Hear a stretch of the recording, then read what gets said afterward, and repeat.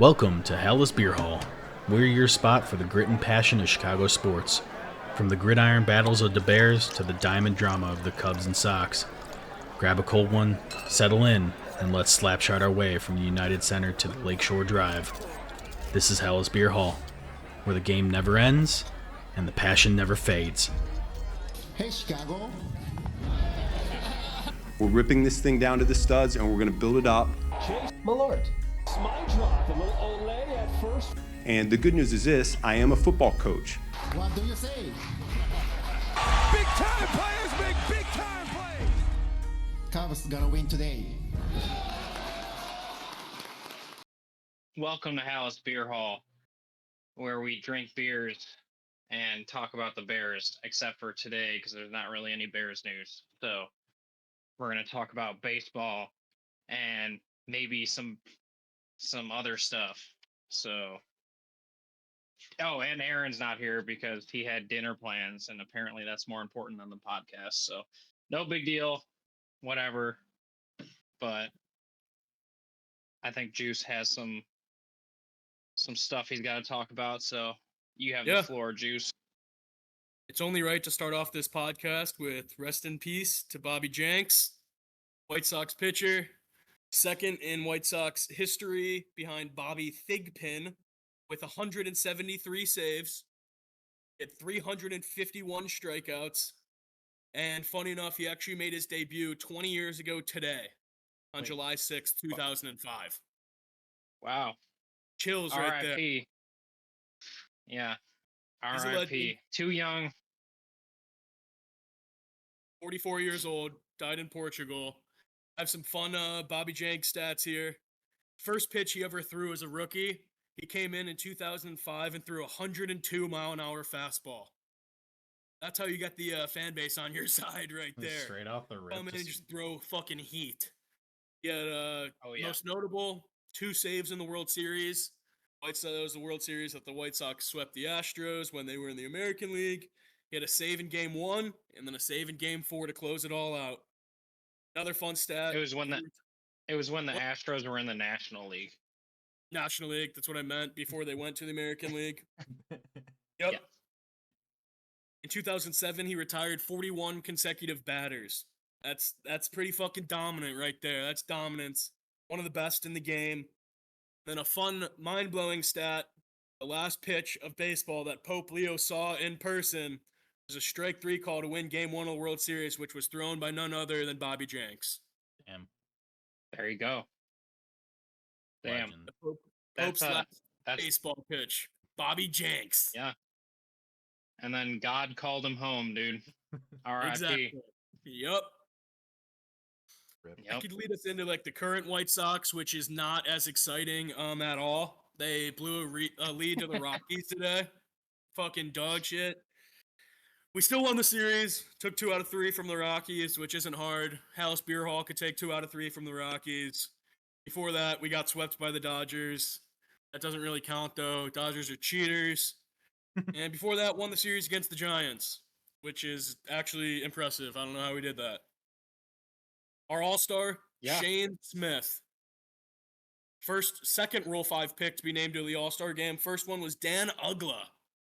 Remember that guy Wow. from the Marlins? Yeah. He was a fun guy. Shane Smith, All-Star, ERA of 4.20, which is kind of fucking sweet. That's Pretty probably why he sweet. was the All-Star. Yeah, I could see that. I was gonna say it's kind of bad, but sweet Exactly. number. Yep, I have a Sweet, question coming up later. After the White Sox notes, I do have a question for you guys. But we have to continue with the White Sox because this is what everyone's dying to hear. Colson Montgomery got called up 2 days ago, shortstop. He has 3 hits in his first 7 at-bats with 1 RBI triple. He made a crazy play in his debut, over-the-head catch at shortstop. Colson being at shortstop means Mydroth moves to second base. Unfortunately, our boy Chase Malort Mydroth is not doing too hot. He's batting 157 in the last week. However, that lowers his batting average to only 250, which isn't terrible. So definitely a dominant start, but let's get going here a little bit, Chase. I do like the contact, but he's striking out more than he was walking, and that's not where he's going to find success in the major leagues. Who is finding success in the major leagues is old grandpa Mike Tauchman. He's leading the White Sox in batting average at 284. Cannot wait to see what prospect we get back at the deadline for him.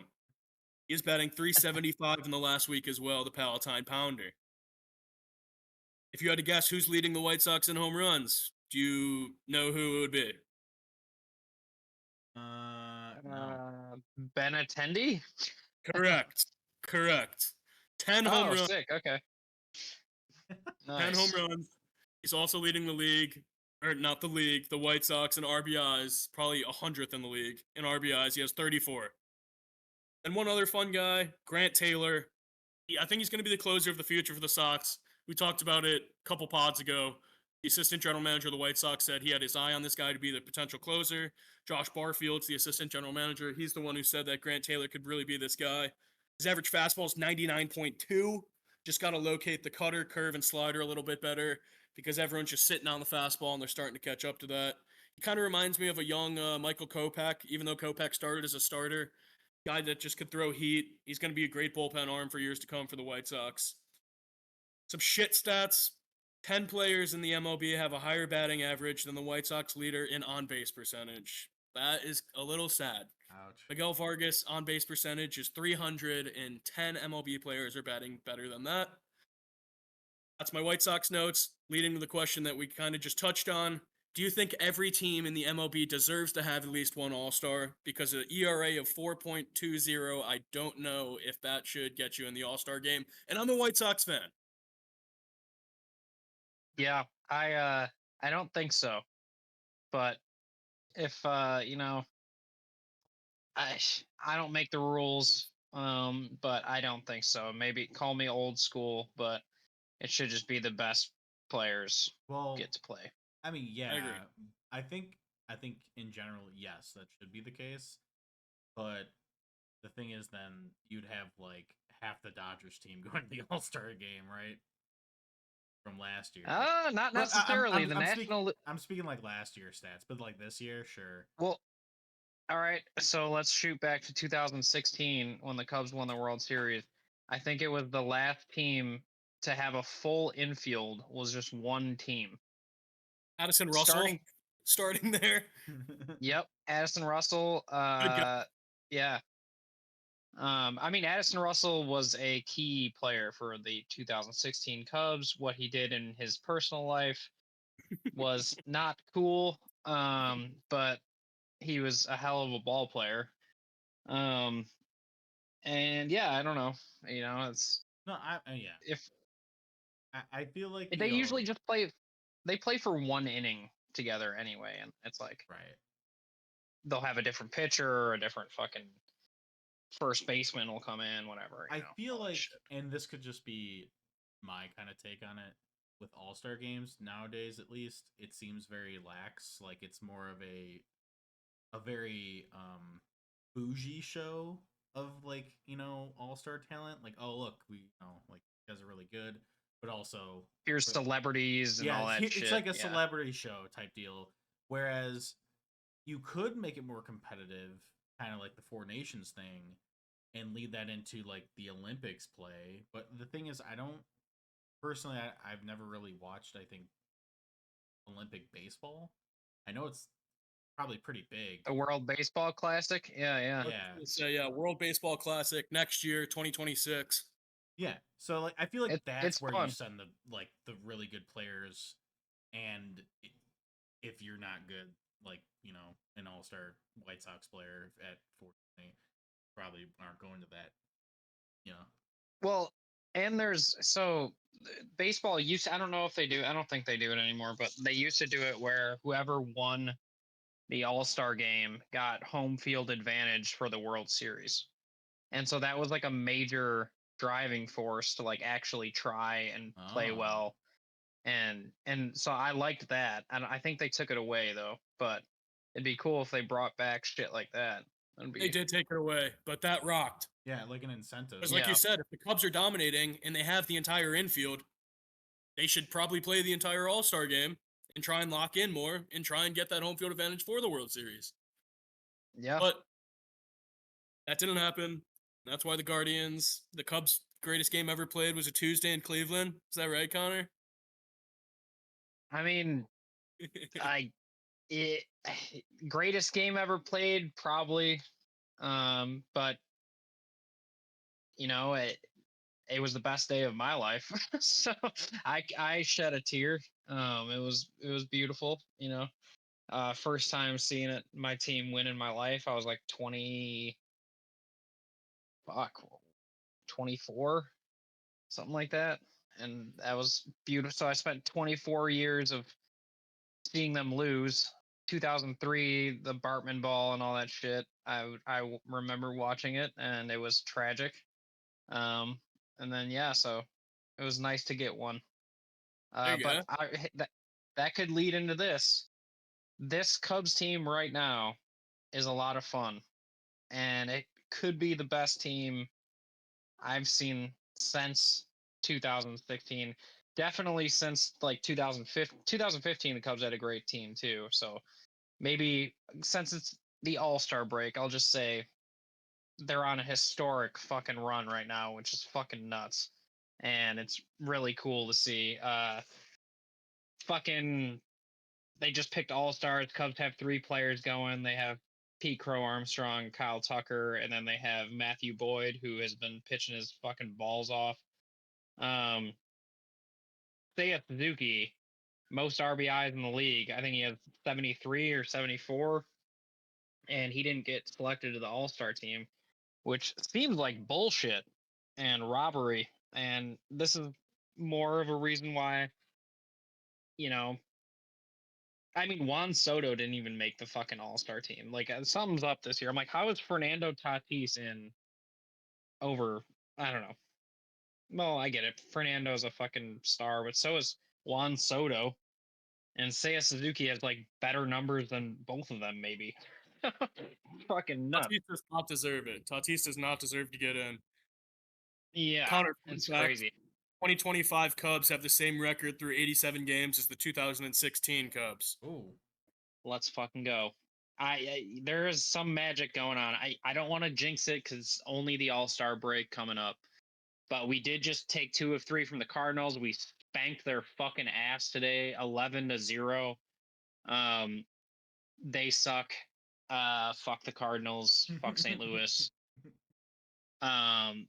Yeah, we took all right. So the last 3 series, we took 2 of 4 in St. Louis. We swept the Guardians because the Guardians kind of fucking suck too.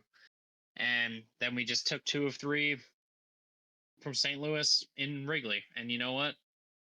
I think it was. I heard the stat on the radio. I think we scored or we hit 12 home runs in this series, something like that. Cubs keep hitting home runs like that. 4th of July was nuts. Michael Busch 3 home run game, PCA 2 home run game. I can't even remember who else hit. Carson Kelly 2 home run game, I think too. The boys were lighting up the fucking sky, dude. So Seems like a lot of teams this are Cubs up. team's this Cubs team's very fun to watch. Best run differential on the MLB, plus 125 Damn. is the run differential. What? Yeah, they're balling. That's disgusting. They're balling out of control. So do you think they can and keep then, that momentum? I mean, they've kept it up so far. If we go add a starting pitcher, maybe a bullpen arm, and who knows what else Jed's got cooking up, but I see a deep, deep run into the playoffs. Sick. And let me tell you this, we have a better winning percentage against the Dodgers this year than any other team in the MLB. So if they're the favorites to win, well, I know it's the regular season, but we've already whooped their fucking ass, so bring it the fuck on. You know? I like a little playoff rivalry right there. That'd be sick. Oh, Dodgers Cubs in the playoffs is fucking electric, dude. But Yeah, it's the All-Star break, so I'm gonna pump the brakes, and we'll see where we all end up by September. Connor, you could be the first to say that the Cubs won the 2025 World Series. I'm not going to, but Okay, I'll flip it. I would love that to happen. Feeling pretty good. Hank, say it, we'll clip it. No, I'm not jinxing it, dude. It's okay. And All then, right, Connor said the Cubs will not win the World Series in 2025. You guys heard it here first. He said they will not win. I did not say that. I love the Cubs more than most things in my life, which is kind of wild, but I would not jinx them or say that they would not do something. So, All right, well, all right. no matter how much my Sox fan co-hosts want me to betray my team. You heard it here first. The White Sox will win the 2026 World Series. There you go. Clip that. There you go. I mean, you guys have nothing to lose at this point, so you might as well just be like, fucking, dude, I heard Michael Jordan's coming out of retirement to play baseball again. Sign his ass up. If not for the Rockies, I'll be better than Michael A. Taylor. Mm-hmm. If not for the Rockies, we would yet again be the worst team in baseball. Correct. I think there's another team that's pretty bad too. The Nationals, maybe. Oakland went on like a 17-game losing streak in there. Oh shit! I know Severino's been terrible. Could go to the Bulls. Bulls drafted a guy, 12th overall. Yeah. Oh yeah. No, what Sengen? How do you guys feel about the Bulls moves so recently? I'm just gonna guess that it didn't matter and probably a bad pick, but that's just me. And I know nothing. So I got some stats here. 4 years, $25 million deal. He's only 18 years old until December. This is what concerns me a little bit. His favorite player growing up was Paul George. That's nobody's fucking favorite player growing up. That is a terrible choice to have your favorite player growing up. Maybe like top 50. Then he also likes anime, which is like cool, but like, I don't know, man. He should like basketball and just basketball. Like Jaden Daniels doesn't do anything besides football. He can have no hobbies. And the hobby is Paul George. So he doesn't look that good. Anyway, hey, he'll be all right. There's some good animes, and if it pumps you up, then fuck yeah, because that shit could pump you up, and then you go out there and ball out because you're like, I'm fucking going Super Saiyan on a fool or something. I mean, I hope, dude. Yeah. Although the Paul George thing, I don't get. Like, there's Paul George is really concerning. That's wild. That's wild. And then also Bulls news. AK spoke this week. They said, how do you feel about this team? And he said it's going to be a fast turnaround, getting rid of Zach and DeMar. Fast turnaround. We're going to shorten the timeline. And then Mark Eversley said it's important to not skip steps and be patient. So it's good that those two are just completely disregarding each other's opinion. Yeah, they're in sync. Yeah, they're step and step. Yeah.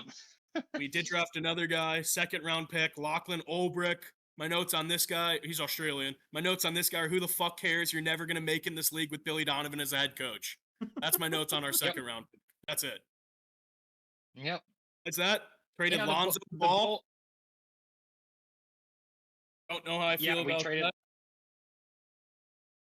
We had a log jam at point guards. We signed Trey Jones. Trey Jones is a who the fuck knows and cares player. And I guess we're keeping Kobe White. I love Mata still. And somehow we still have Vucevic. So there's that. This team just smells like middle of nowhere bullshit. Could possibly be the 11th best team in the East. Yikes. Yeah, I would agree. It's going to be the same shit as last year. It's just going to be another play-in game. Isaac Okoro, a couple notes on him, the new bull who we traded for. He had 6 points last year, or like average 6 points, 2 rebounds, 1 assist. He was the 10th man off the bench for Cleveland. That's fun. He led the NBA in uncontested 3-point shots. Uncontested 3-point shots at 94% of the time he was wide open when he shot a 3-pointer. That's really concerning. Nobody's guarding him. They're just letting him shoot threes. Nobody wants to go. And He's not going to make it. And he's only averaging 6 points a game. So, yeah, it's not like Exactly. he's fucking. Yeah. Concerning. But I will say, Okoro, I remember this kid, if it's the same one. I think he was drafted pretty high and he had a lot of potential. So maybe, I don't know, maybe he can Yep. turn into something. Yeah, I think he was So- drafted like 5 or 6 to Cleveland out of Auburn. I saw him play actually against Kentucky and Lexington. He's not a shooter. I mean, I don't know what we're doing here. We have Trey Jones, like you said, Connor, and we have Josh Giddey, and those are 2 floor generals. So who do you want to surround floor generals with? Guys who can shoot the ball. And that's exactly the opposite of what we're doing right now. Yeah. I've done a 180 on Giddey. I'm all on board. I'm like, fuck it. If he's going to be our only good player beside Kobe White and the occasional Vucevic game, let's fucking go.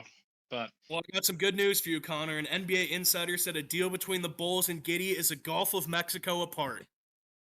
oh, well, that's good. Yeah, isn't that fun? Yeah. Well, so everything I said, never mind. Hank scraped that off the podcast, and we'll just act like that never happened. I'll do some editing. I mean, I hope the deal gets done, but you know how this fucking front office operates. And then Bulls are throwing Ayo Dosunmu's name around in trades. And then I did see a one-on-one Kobe White for Kuminga. Don't like that at all. I saw Kobe White for Kuzma and a 2031 first round lottery protected pick. And I was like, I would kill that myself. That just seems so like, yeah, great. A lottery pick. Awesome. But like 2031 and then Kuzma? Are you fucking joking? For Kobe White, who's actually like balling? Like, we would trade that first round pick for Zach LaVine back, by the way. So I'm out on that as well. Yeah. Ugh. Yeah, all we need is 3-point shooters, and that's not what we're fucking doing. We signed Trey Jones, he's fucking 5'9". Don't really know what we're doing there. He's probably the Bulls need The Bulls need to draft a new front office. That's what they need to do. So. You wish. Yeah. That's all I got on Bulls. Fucking depressing shit. Hawks got some good moves. Not depressing. Well, I mean, it's Hawks? More hope than anything. Yeah. So the draft was recent, and this year, at least the first round, we took Anton Frondell. He is 18 years old. He's from Sweden. He's shoots left. He's a 6'1", so pretty tall, pretty big. He's big. Honestly, this draft, our first round was like get big boys because we got big boys, and he's small on the big boys by a couple inches. But he was our first pick, and then our second pick was Vaclav Nestrasil, which I probably butchered that. I apologize. That sounds like a Lord of the Rings name or something like that. Yeah. Like an elven name. Yeah, right. Nestrasil. He's from Chechnya. Chechnya? Yeah, Chechnya. Yep. He's 18. So 2 18-year-olds, but he's 6'6", so got some inches on Anton. Yeah, enforcer. Yeah. Definitely an enforcer. They say that he, he's looking to come out and make some hits. Yeah, it makes sense. He's from Chechnya, so he's a right winger. They're known for being psychos. Yeah. He's a right winger. Anton is a center, and then our last in the first round is Mason West, which is kind of wild because Mason is 17 years old, coming out of high school. Goddamn. Coming out of high school, going to professional. And he is 6'6" also, and he's a center winger position. I'm really interested to see how Mason West pans out. He just seems like a really interesting, unique player. He apparently stayed in high school because he wanted to. It was either high school or something. He wanted to win state in football with his. I was just gonna say, isn't this the 4-star like quarterback too? Yeah, he's insane. But he's just like, I'm gonna go play hockey. Like I'm all about hockey. But yeah, he's Damn, crazy. that's kinda- he's kinda good at sick. football. It's nuts. But yeah, so that's Hawks news. Obviously, we got some other draft picks in there, but I don't need to delve into them much unless they start panning out hardcore. I'll keep notes on them though. Hell yeah. Yeah, I mean, hey, the Hawks have a brighter future than the Bulls, and the Bulls have just seemed like the same team for the past, I don't know, fucking 10 years now, maybe. Well, if But Jerry, we got the real basketball team in Chicago, the Chicago Sky. They're actually in second place to last in the WNBA. So nothing but good hoops in the city of Chicago. Yeah, no That's- one cares about women's basketball, so That's- I'm gonna I pass just on think that it's one. funny that they're in second to last because it's like, can any of these like we could have 5 professional basketball teams and they would all be in the Yeah. play-in at their absolute best. yeah, I don't know. Yep. All right, that's enough Sky talk. I have a quick wanna feel old. Ryan Urlacher's kid transferred from Notre Dame to USC, and Larry Fitzgerald's son committed to play football as a receiver at the University of Notre Dame. I just feel like I Oh, was damn. drafting Larry Fitzgerald in fantasy like 5 years ago. How is his son already committing to Notre Dame? I'm gonna draft a Larry Fitzgerald Jr. already. That makes you feel old. Yeah. Me and Connor are like, damn. I'm like, I remember when Larry Fitzgerald fucking got drafted into the league. That's crazy. His Sa- kid, his same- child. Same with Urlacher too. Yeah. Good lord. Yeah. I remember watching all the Urlachers fucking Also, games. shame on Urlacher's kid for going away from Notre Dame. I know, to USC too, which is like the one place you should not go if you That's- transfer out of Notre Yeah. Dame. That's some shit. I And know. it doesn't matter. Notre Dame's still gonna fucking butt pound USC anytime they fucking play them. So, it's not like USC has Caleb Williams anymore. So, Oh yeah. No Matt Barkley over there. They're cooked. yeah. And then last note, UFC fight at the White House. What's going on there? Dude, all right. I got something to say about that. This what? this dude, this is like wasn't okay. Back in like the 40s and 50s, there was like heavyweight boxing matches that would happen at the White House. Like I think Jack Johnson fought like outside of the White House. Really? And I think even before that, like so in like the early 1900s when Teddy Roosevelt was the president, he used to have the heavyweight champion come to the White House and he would personally box them I've in seen his those fucking photos. house. Yeah. in the White House. And I forgot who it was, but one of the heavyweight champs hit Teddy Roosevelt so hard in the eye that it fucking blinded him in one eye. And then he told whoever was around never to tell anyone and act like it never happened. And Teddy Roosevelt was just blind in one eye because he got fucking clocked by a heavyweight fucking boxer. That's So nuts. there is a lot of fighting history at the White House. So I think it is kind of cool that it's happening. But that's just my take on it. I also like weird history shit like that. So, whatever. Pretty cool note. But yeah. Also, all the UFC is yeah. fucking sick, and so that's cool. So It's got to be Sugar Sean. It has to be an American. Yeah. Him or John Jones. well, John Jones retired. He's a fucking bitch. Supposedly. He's back in the testing pool, so they're testing him for drugs. He's just ducking Tom, and then he'll be back. He'll be fine. Yeah. Oh, Duncan Aspinall. Yep. Yep. That's all the random shit I got Um, today, boys. Yeah. I mean, I'm just a quick little little weekend roundup, and I'm trying to think if there's any other major sports news that happened in the world. I'm sure we're missing something, but Long days of summer, um, man. yeah. I mean, Just that- baseball. I did see that Bronny James dunked over someone and everyone freaked out about it. So maybe summer league basketball means something. Michael Jordan's son could never. Psych! Psych! Yeah.